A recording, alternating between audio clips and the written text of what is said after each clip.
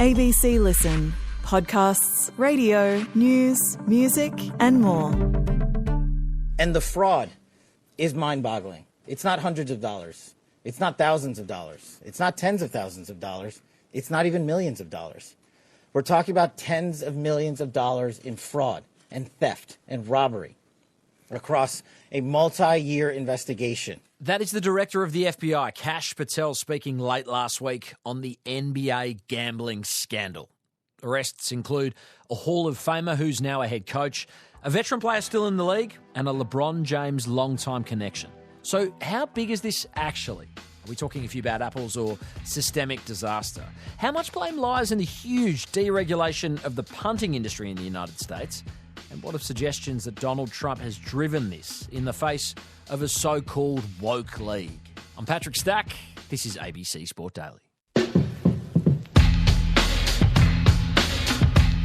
Mike Vorkunov writes on the NBA for The Athletic and the New York Times. He's been covering this absolute whirlwind of a story over the last week, and we've been waiting to talk to him about it because he feels as well-placed as anyone to break it down. Mike, who's been arrested and why? And can you sort of give us the headline acts from a sprawling case out of the United States?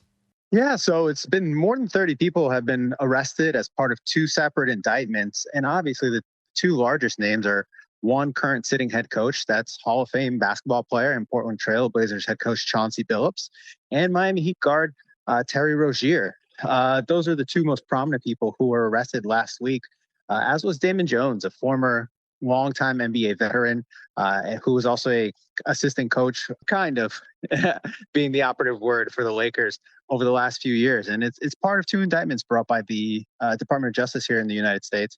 One is saying that there was a illegal sports gambling ring going on in which professional sports bettors got tipped off that certain players weren't playing or might be hurt, or in the case of Terry Rozier, that he would come out of a game early. And then they placed bets on their performances, on prop bets, as they're called, and that they wouldn't hit certain thresholds that you could bet on. And then the other part of it is that there was a rigged poker game ring in which former professional athletes like Chauncey Billups and Damon Jones lured in people who would potentially be future victims, in which they lost in these poker games, accumulated large debts that they would then collect on, and that, according to the federal government, Billups and Jones received a piece of the profits from. The second indictment involves 31 defendants alleged to have participated in a nationwide scheme to rig illegal poker games.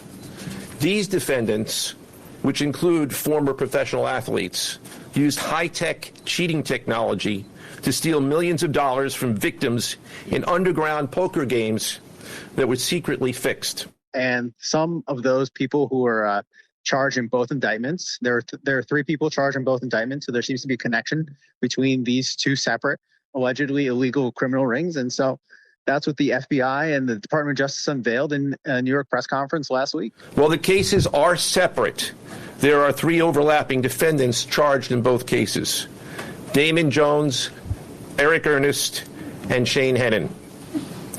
The indictments in these cases contain only allegations, and the defendants are presumed innocent until they are proven guilty in a court of law. And how are Rozier and Billups reacting to the news that they've been, entangled in these accusations?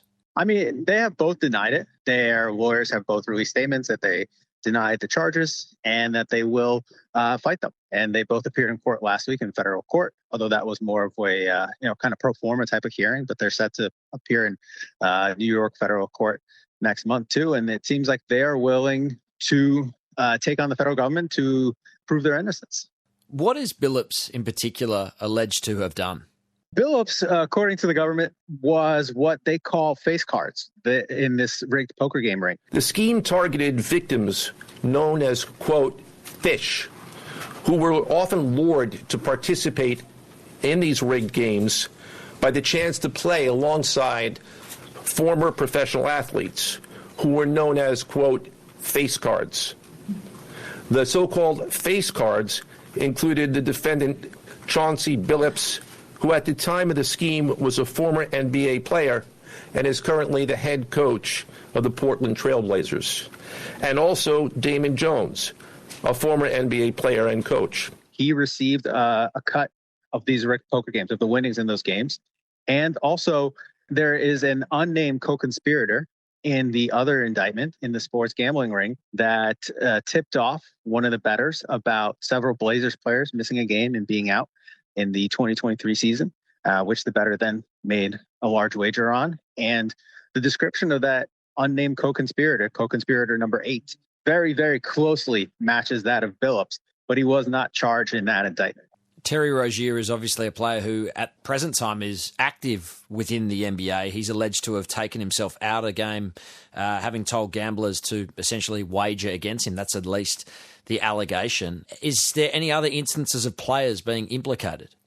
Well, this kind of matches closely the description of what the federal government said happened with Jontay Porter a number of years ago. In 2024, he was also arrested, charged, and then pled guilty to federal fraud charges for manipulating his own performance and telling, another sports gambling ring that he would take himself out early, claim he was hurt or that he was ill so they could win prop bets on him. And some of the people who were involved in that case with Porter were also charged and arrested this past week, which means that the two cases are likely interconnected. But Rozier did the same thing, according to the federal government. So the description of that case matches closely with what Porter has already pled guilty to. LeBron James is a fascinating piece of this. Obviously, many would argue he is the greatest player to have ever played the sport of basketball. How has he kind of been entangled by association with Damon Jones? Yeah, Damon Jones was kind of an unofficial assistant coach with the Lakers the last few years. Not an official assistant coach, but someone who's been close to James, a friend of his, who's known him for a long time. And so he hung around the Lakers and hung around LeBron James. And according to the indictment that the federal government revealed, he sold information when he found out that LeBron, or player 3, as the indictment says, but again, closely matches that of LeBron James, that he would not be playing in a game in February 2023. He then sold that information. And later on in the next season, actually, sold information that another top Lakers player was hurt and would not potentially be playing to form or might have his minutes limited, and sold that information. And one of the bettors, another co-defendant in this indictment, made a $100,000 bet on it. So the government says that Jones used his kind of insider status with the Lakers to sell information so that people could place bets on the team and try to win money on it. What do we think might be the motivation for being involved in undertakings like this, Mike? When you consider these are individuals who are commanding large salaries as it is. I heard Charles Barkley suggest they're essentially guilty of stupidity. You cannot fix, like I say, this is separate from Chauncey, but the notion that guys are making all this money and giving information, come on, man, stop that. Ain't got nothing to do with addiction. That's just total stupidity on these two dudes' part. What would motivate a player to be involved in this, or a coach for that matter? Yeah, I think it's too early to say. Like everyone, you can easily say money. Everyone, usually wants to make more money, but that seems a little too simple, I think. And I think it's hard to say at this point what got Damon Jones, what got Chauncey Billups, what got Terry Rozier involved. And I'm curious to see what more we can find out, what else the federal government decides to show or allege, to figure out what the motive was for all these folks, and then what got them involved in both of these schemes in the first place. Infamous broadcaster Stephen A. Smith has been among those suggesting that this has been driven by the Donald Trump administration, and the inference being that the league's too woke for the president. Because when you've got all of these protests that have been going out there and people that have been protesting against him and what have you, this man is coming. He's coming. And I've been saying it for a long time.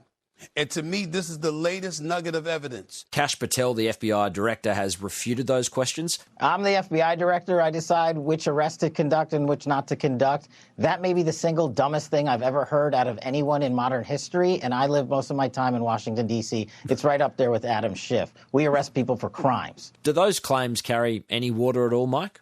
Well, look, I don't know what we'll see in the future, but as of now, I haven't seen any evidence yet that this is part of the, President Trump's retaliation campaign. This investigation started under the Biden administration. Jontay Porter was charged and pled guilty in the summer of 2024, right? Which again was when Joe Biden was president. So at the very least, all the evidence, at least at this point, showing that this is a kind of a long-running investigation that began before Trump was in office. The USA has had a massive gambling deregulation in the last 7 years. What we call punting in Australia is very much intertwined with the sport in the United States right now. It's in the broadcast. I mean, last season we even saw LeBron James, speak about getting an extra rebound to ensure a member of the crowd could land the last leg of his bet. Well, yeah, he definitely yelled at me, got my attention, said, "One more rebound." I was like, "What?" He was like, "One more." So I got one more, and I pointed at him to acknowledge that I was listening. Is this story a reckoning to the overall scene that we're seeing? I mean, I would think so. I know that the leagues and maybe the sports books would say no, but this does kind of reveal the ease with which it is everyone can bet in this country, right? A lot of these bets were placed with prominent sports books who are easily accessible on our phones. It comes at a time, legal sports betting is only 7 years old in the United States, and it comes at a time where it's continued to grow and emerge, and it's just really hard to miss, and it's in everyone's face. And so feels like a certain hypocrisy here between the leagues that profit off of it, make money off of it, and push it in front of their customers, and also that now have had the in the NBA's case, the legitimacy of their games undermined, at least through several criminal allegations. I'm interested to know how the NBA head office is reacting. Adam Silver, what sort of, I guess, are we hearing from him and how he's hoping to address this issue? Yeah, they haven't said much about it other than saying, they're cooperating with the FBI and their investigation, and that obviously they investigated Rozier back 2 years ago, though that investigation was not sufficient because he ultimately did get charged. But we haven't heard much about what the NBA's perception of this is, other than trying to take steps to maintain the legitimacy of their game and the league. And, today they sent out a memo to the leagues that they might have to require further diligence and kind of regulation of how injuries are reported and games are missed by players. So that seems like the first step, but I'm sure there will be more to come. Yeah, on the idea of more to come, as someone who's been diving into this, do you feel like we're looking at alleged isolated instances, or are you expecting more to bubble up? I think it's both, actually. I think to the best of my knowledge so far, this isn't some far-flung and widespread criminal conspiracy across the NBA, but I would not be surprised if more names came out of it that had something to do with this. There's also been investigations into point shaving in college basketball that seem to relate to the same people involved in the Jonte Porter investigation, and which ultimately means the same people that are in the Terry Rozier investigation. And so I wouldn't be surprised if we had more indictments down the line. But I can't go so far as to say that this is a huge, huge thing that we'll see hundreds or dozens more people implicated just yet. Mike Vorkunov, thanks so much for your time. I appreciate it. Of course. Thank you for having me. Headlines. Craig Drummond is on course to replace Richard Goyder as chairman of the AFL Commission. The extra-long president has been endorsed by the nominations committee to join the commission. The next step will be Drummond being presented to the AFL clubs at the commission's March AGM with the appointment of a chair, a formal decision of the commission.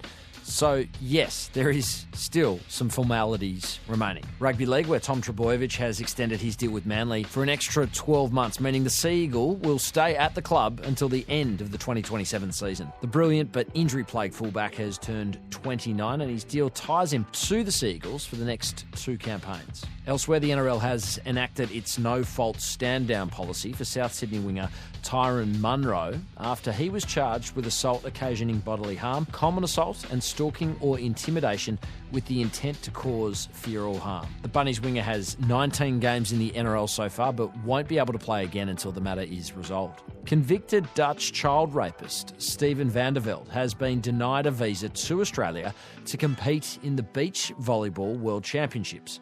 Van der Velde was sentenced to 4 years in prison in 2016 after admitting to 3 counts of rape against a child who he had met on Facebook, with the incident taking place in August 2014. He was released after serving 12 months of his sentence and resumed his volleyball career in 2018. You might remember him being the centre of controversy at the Paris Olympics last year where he was allowed to compete. One of the biggest stars in the AFLW is out for the season. Chloe Malloy will have season-ending back surgery. She won't play again for the Sydney Swans as they attempt to squeeze into the top 8 with one game remaining in the home and away season. I'm Patrick Stack. This is ABC Sport Daily, produced by Poppy Penny. Thanks to ESPN, Bally Sports, Sportsnet and Fox News for the extra audio used in this episode. Discover more great ABC podcasts, live radio and exclusives on the ABC Listen app.